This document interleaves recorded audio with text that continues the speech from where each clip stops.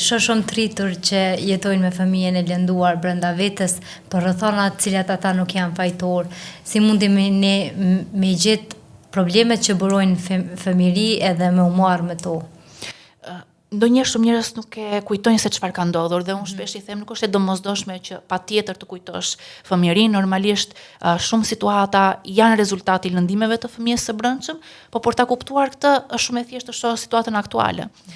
Cilat janë emocionet më dominante për momentin që janë negative tek ti. Pra cilat janë momentet ku ti reagon më shumë dhe pikërisht ato emocione që nuk të kupton asnjëri.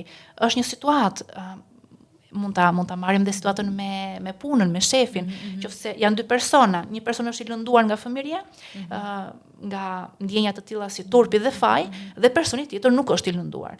Qofse vjen shefi dhe për një punë që të dy e kanë bërë gabim dhe I kritikon, personi I parë që nuk është I lënduar thotë, "Ok, në rregull, e rregullojmë, I futemi pra punës dhe e rregullojmë." Personi tjetër që është I lënduar, këtë gjë e merr sigurisht fundi botës. Jo, pse nuk ishte faji im, fillon të justifikohet, fillon të ndihet shumë keq. Dhe kjo është një moment dhe tjetri pastaj shikon sikur po ti çpate.